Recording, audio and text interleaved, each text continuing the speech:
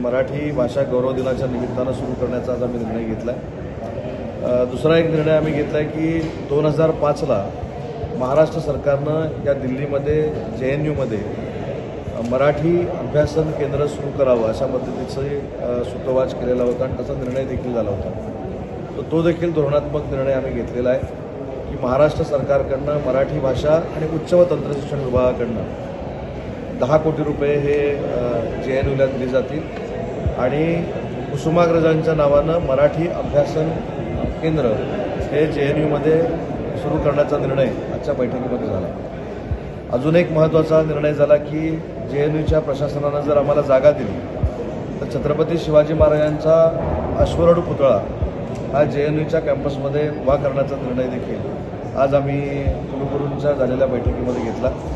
आणि चौथा महत्त्वाचा निर्णय असा घेतला की मराठी भाषेला अभिजात भाषेचा दर्जा मिळालेला आहे, त्याच्यामुळे सेंट्रल गव्हर्नमेंटकडनं जे फंडिंग येतं त्यातलं काही निधी हा JNUमध्ये छत्रपती शिवाजी महाराजांच्या नावानं मराठी भाषेसाठी एक भवन बांधावं आणि त्याच्यामध्ये दोन्ही जी अभ्यासन केंद्र आपण सुरू केलेली आहेत, एक छत्रपती शिवाजी महाराजांच्या नावानं त्यांच्या स्ट्रॅटेजीवर त्यांच्या डिफेन्स स्ट्रॅटेजीवर जे अभ्यासन केंद्र सुरू केलं आहे ते आणि कुसुमाग्रजांच्या नावानं मराठी अभ्यासन केंद्र जे सुरू होईल हे एकत्र ग्रंथालयासकट त्या ठिकाणी सुरू करावं अशा पद्धतीची आम्ही जी सूचना केली त्याला देखील कुलगुरूंनी मान्यता दिलेली आहे। त्याचं फंडिंग हे आम्ही महाराष्ट्र सरकारमार्फत करणार आहोत। अजून एक संजयजी इथं आहेत, आम्ही प्रयत्न करतोय, मी प्रयत्न म्हणतो, हे 4 हे निर्णय झालेले आहेत। प्रयत्न 5वा आम्ही असा करणार आहोत की महाराष्ट्रातली मुलं शिकायला किंवा रिसर्चसाठी जे दिल्लीमध्ये असतात तर त्यांना काही प्रमाणात राहण्याची व्यवस्था जर आम्हाला उपलब्ध करून देता आली, एखादं हॉस्टेल बांधता आलं किंवा इथली काही इमारत सरकारला रेंटवर घेऊन त्यांना वसतिगृह म्हणून कन्वर्ट करून देता आली, अशा पद्धतीचा देखील प्रयत्न आहे। आणि आपल्या सगळ्यांना माहितीच आहे की मराठी शाळा जी दिल्लीमध्ये आहे त्याला देखील फंडिंग करण्याचा निर्णय हा महाराष्ट्र सरकारनं घेतलेला आहे। मला असं वाटतं की या बाबतीमध्ये जी छत्रपती शिवाजी महाराजांच्या अभ्यासन केंद्राची स्थापना झाली ती मला आता कुलगुरू मॅडम देखील सांगत होत्या की माननीय एकनाथ शिंदेसाहेब ज्यावेळी राज्याचे मुख्यमंत्री होते त्यावेळी त्यांनी 10 कोटी रुपये हे JNUला दिले होते आणि त्यांचं देखील स्वप्न होतं आणि देवेंद्रजींचं देखील स्वप्न आहे की JNUच्या कॅम्पसमध्ये छत्रपती शिवाजी महाराजांचा पुतळा हा उभा राहायला पाहिजे। छत्रपती शिवाजी महाराज हे महाराष्ट्राचं आराध्य दैवत आहे, तसं देशाचं देखील आराध्य दैवत आहे आणि म्हणून त्याच्याबाबत देखील आज आम्ही निर्णय घेतला आहे। म्हणून मी JNUला भेट दिलेली होती। पार्श्वभूमी होती मराठी साहित्य संमेलन आणि मराठी साहित्य संमेलन ज्या ठिकाणी होणार आहे ती जागा देखील मी संजयजींच्या बरोबर जाऊन बघितली। आता तुमच्या या पत्रकार परिषदेनंतर मी सगळ्या ज्येष्ठ साहित्यिकांशी आणि मंडळांच्या पदाधिकाऱ्यांशी देखील बोलणार आहे आणि त्यांची जी विशेषतः एक मागणी आहे की शासनानं दिलेले 2 कोटी रुपये जे आहेत त्याच्यामध्ये अजून भर घालावी, ती देखील सकारात्मक भूमिका महाराष्ट्र सरकारकडनं घेतली जाईल। अजून एक अतिशय चांगली साहित्य संमेलनाच्या बाबतीमध्ये संकल्पना या सगळ्या मंडळांनी मांडली ती म्हणजे ट्रेन जी येणार आहे त्या ट्रेनमध्ये देखील एक दिवसीय साहित्य संमेलन आहे। मला असं वाटतं हे देशातलं पहिला उपक्रम आहे आणि म्हणून दिल्लीच्या आमच्या सगळ्या महाराष्ट्रातल्या आपण सगळ्या मंडळींनी देखील याच्यामध्ये सक्रिय सहभाग घेऊन जे साहित्य संमेलन आहे त्याची प्रसिद्धी अतिशय चांगल्या पद्धतीनं करावी ही देखील मराठी भाषेचा मंत्री म्हणून मी आपल्याला विनंती करतो।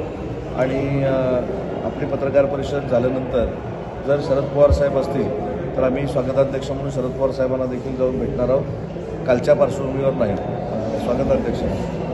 त्याच्यामुळं मला खात्री आहे की महाराष्ट्र सरकारच्या पाठिंब्यानं म्हणजे त्यामध्ये देवेंद्रजी असतील, शिंदेसाहेब असतील, अजितदादा असतील यांच्या नेतृत्वाखाली आणि मंडळाच्या पुढाकारानं मंडळाच्या नियोजनाच्या अंतर्गत सरहदला बरोबर घेऊन मला असं वाटतं की अतिशय ऐतिहासिक साहित्य संमेलन हे दिल्लीमध्ये होईल याची खात्री मराठी भाषेचा मंत्री म्हणून मला आहे। मराठी भाषेच्या संदर्भामध्ये JNUमध्ये शिकवलं जाते, मात्र NCERTमध्ये किंवा इतर ज्या इंटरनॅशनल संस्था आहेत त्याच्यामध्ये छत्रपती शिवाजी महाराजांचा मराठ्यांच्या युद्धनीतीचा कुठलाही समावेश पाहायला मिळत नाही। 1 ते 2 मार्कांचा समावेश असतो।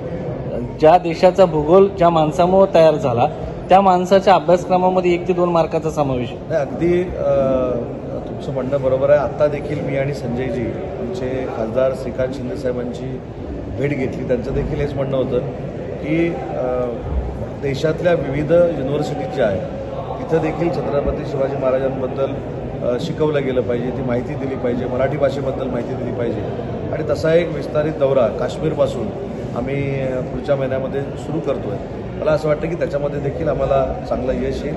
आणि मराठी भाषेबरोबरच उद्योग खातं माझ्याकडे असल्यामुळं मराठी जे उद्योजक आहेत मग ते दिल्लीमधले असतील, आपल्या तामिळनाडूमध्ये असतील, यांना पुन्हा एकदा महाराष्ट्रामध्ये आणून त्यांच्या बिझनेसचं एक्सपान्शन असेल किंवा त्यांना नवीन काही बिझनेस सुरू करायचा असेल, उद्योग सुरू करायचा असेल तर त्याच्या मागे देखील सरकारची ताकद आम्ही उभी करणार. परंतु देशभरामध्ये शालेय शिक्षणामध्ये जर छत्रपती शिवाजी महाराजांच्या धाऱ्याचा समावेश करायचा असेल तर त्याच्यासाठी HRD मिनिस्ट्रीला सांगावं लागेल किंवा NCERTला सांगावं लागणार आहे. या संदर्भामध्ये तुम्ही काय पाठपुरावा करणार आहात? नाही, नक्की ना. त्या मंत्री महोदयांना आम्ही भेटू, तशा पद्धतीचं आम्ही विनंतीपत्र पंतप्रधान महोदयांना देऊ. दुसरी महत्त्वाची गोष्ट की आता मी काश्मीरचा उल्लेख केला. काश्मीरला आम्ही जिथे का जातोय तर काश्मीरला जाणारे लाखो पर्यटक हे मराठी भाषिक आहे, मराठी लोकांवर प्रेम करणारे तिथे लोक आहेत. मग अशा पद्धतीनं अशा राज्यातनं जर आपण सुरू केलं, मला असं वाटतं की याच्यामधनं आम्हाला यश येऊ शकतं. आणि तुम्ही जो मुद्दा सांगितला सेंट्रल गव्हर्नमेंटच्या निगडीत, तर सेंट्रल गव्हर्नमेंटशी चर्चा करून छत्रपती शिवाजी महाराजांच्या धड्याचा समावेश हा देशपातळीवर करावा अशा पद्धतीची विनंती आम्ही करू. JNUमध्ये जो पुतळामध्ये शालेय शिक्षणामध्ये जर छत्रपती शिवाजी महाराजांच्या धाऱ्याचा समावेश करायचा असेल तर त्याच्यासाठी HRD मिनिस्ट्रीला सांगावं लागेल किंवा NCERTला सांगावं लागणार आहे. या संदर्भामध्ये तुम्ही काय पाठपुरावा करणार आहात? नाही, नक्की ना. त्या मंत्री महोदयांना आम्ही भेटू, तशा पद्धतीचं आम्ही विनंतीपत्र पंतप्रधान महोदयांना देऊ. दुसरी महत्त्वाची गोष्ट की आता मी काश्मीरचा उल्लेख केला. काश्मीरला आम्ही जिथे का जातोय तर काश्मीरला जाणारे लाखो पर्यटक हे मराठी भाषिक आहे, मराठी लोकांवर प्रेम करणारे तिथे लोक आहेत. मग अशा पद्धतीनं अशा राज्यातनं जर आपण सुरू केलं, मला असं वाटतं की याच्यामधनं आम्हाला यश येऊ शकतं.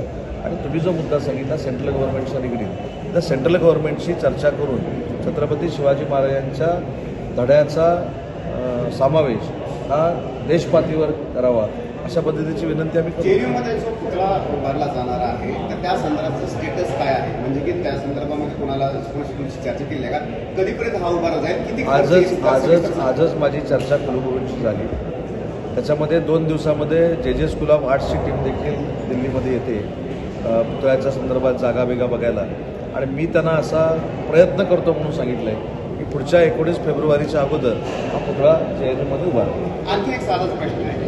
यापूर्वी अनेक वर्ष झाली, आम्ही त्या 10 वर्ष येतात, परंतु हे सगळे मुद्द्याचे होते ते रखडलेले होते. आता पुढे गेले होते सरहदच्या माध्यमातून साहित्य संमेलन आणि त्या माध्यमातून अनेक गोष्टी ज्या त्या मार्गी लागल्या. आत्ताच का म्हणजे की ठीक आहे उशिरा जाग आली म्हणा, परंतु आतापर्यंत एवढी सरकार होती. आपण जाग आली म्हणण्यापेक्षा योगायोग समजावा.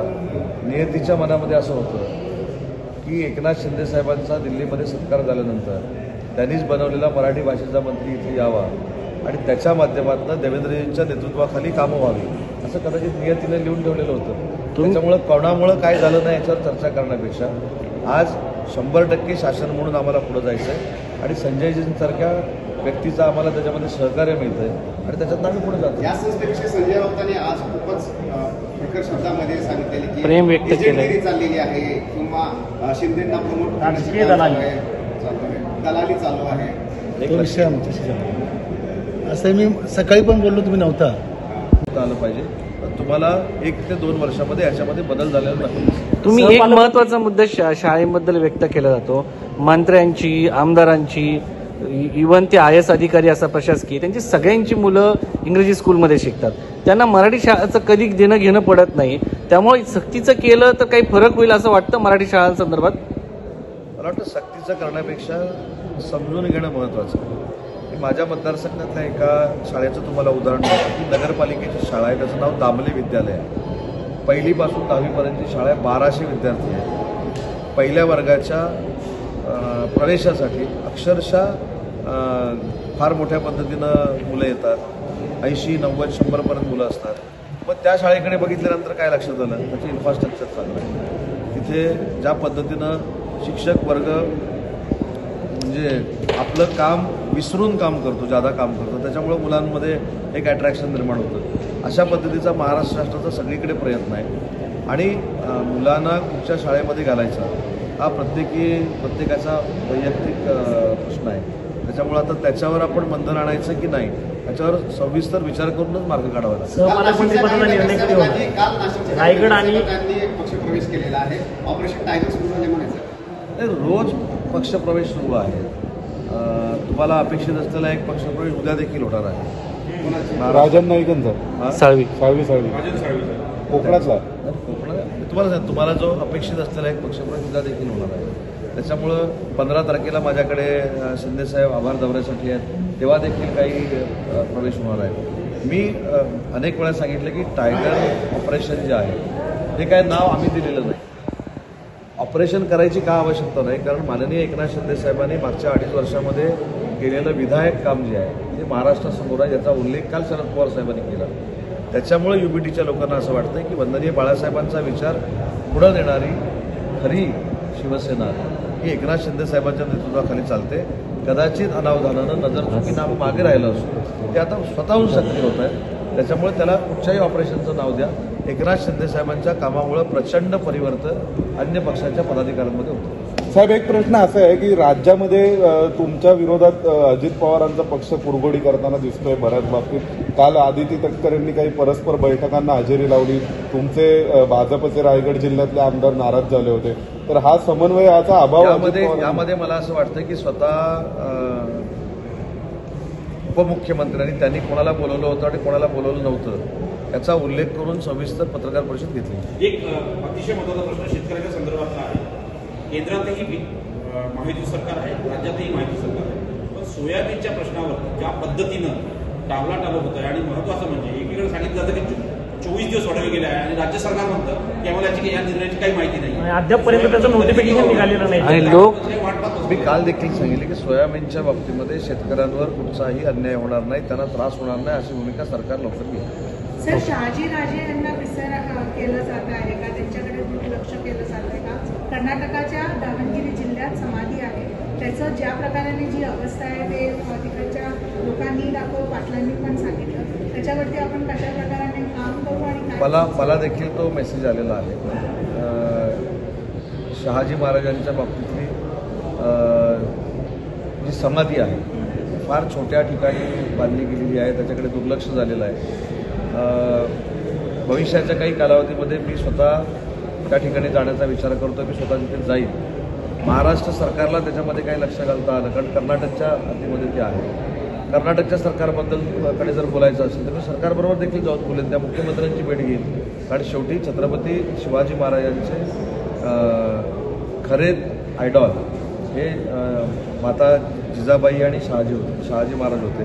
त्याच्यामुळे त्यांची समाधी अशा परिस्थितीमध्ये असेल तर त्याच्यामध्ये जर आर्थिक काही तरतूद करायची असेल तर महाराष्ट्र सरकार नक्की करेल. मी स्वतः एकनाथ शिंदे साहेबांनी लक्ष व्यक्त केलं. अमोल कोल्हे असं म्हणाले की पवार साहेबांनी शिंदे साहेबांचा सत्कार केला म्हणून त्यांना दुःख वाटतं, पण अजितदादांचा यांनी सत्कार केला तर आम्हाला दुःख वाटलं नाही. हा लोकशाहीतला एक भाग आहे. मुद्दा असा आहे की शरद पवार साहेबांची राजकीय कारकीर्द ही 56 वर्षाची आहे. महाराष्ट्रामध्ये ते 4 वेळा मुख्यमंत्री होते, देशाचे संरक्षण मंत्री होते, देशाचे अन्नमंत्री होते आणि अशा व्यक्तीनं विचारांती सत्कार केला असेल ना. सगळ्यात न रुचलेली गोष्ट काय, त्या सगळ्यात मोठा पोटसूळ काय, तर माननीय शरद पवार साहेबांनी त्या भाषणामध्ये असं म्हटलं की शिंदे साहेबांनी महाराष्ट्राला विधायकरित्या पुढे नेण्याचं काम केलं. बरोबर आहे, म्हणजे त्यांचं त्यांनी सत्कार करून कौतुक केलं.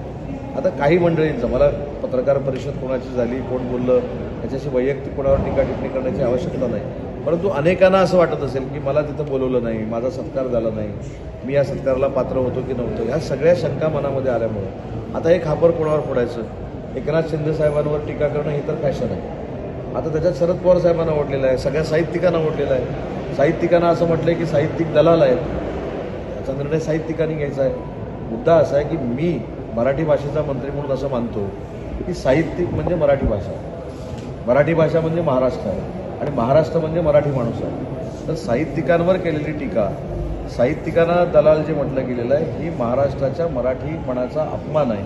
आणि म्हणून त्याचा सकाळी देखील मी निषेध केला. हे दोघांनी एकत्र येणं म्हणजेच की आता व्हॅलेंटाईन डे आलेला आहे, मिलेसून मेला तुम्हाला अशी चर्चा सुरू आहे. कारण काय की काल एकनाथ शिंदे यांचे ते एकनाथ शिंदे पण होते, तर तिथे काही खासदार आले होते, उद्धव ठाकरे गटाचे सुद्धा काही खासदार तिथे उपस्थित होते जेवणाला.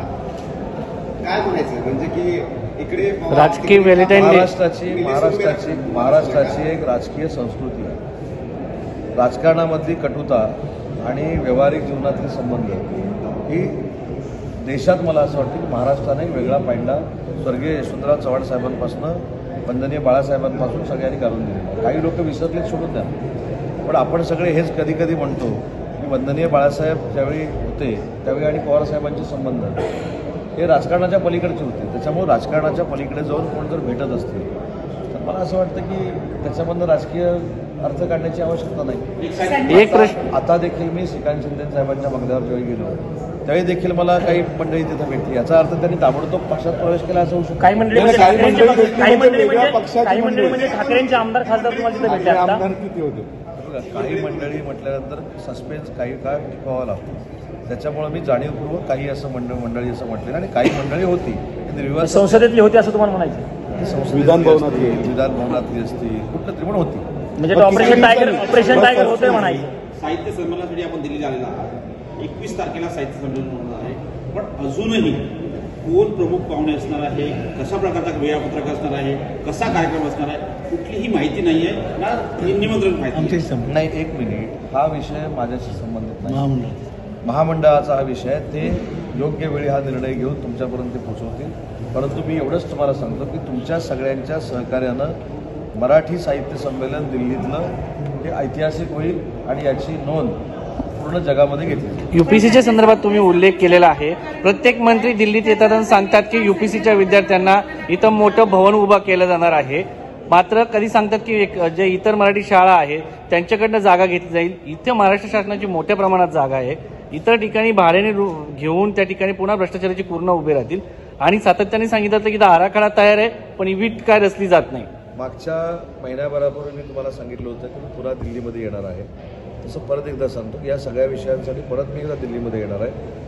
जे मागच्या वेळी मी तुम्हाला सांगितलं होतं ते करण्याचा प्रामाणिकपणाचा प्रयत्न करतोय. सरकार देखील तशाच पद्धतीचा प्रयत्न करतोय.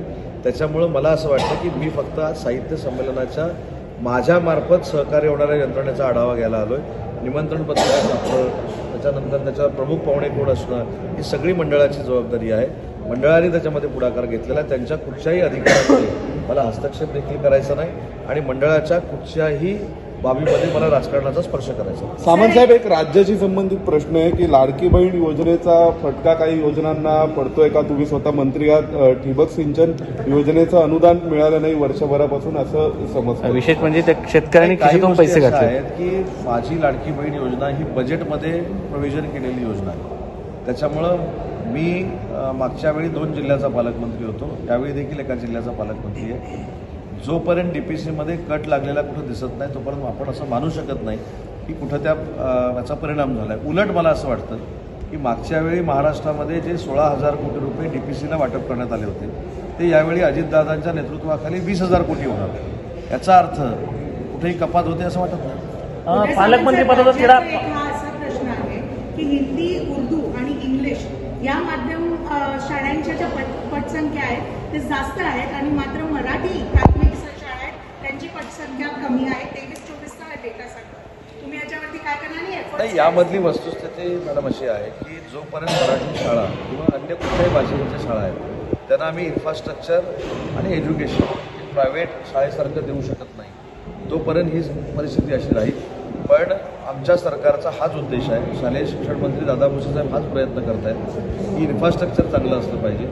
शिक्षण चांगल्या पद्धतीनं जसं आपण इंग्रजी माध्यमामध्ये देतोय तसं मराठी माध्यमामध्ये देता आलं पाहिजे.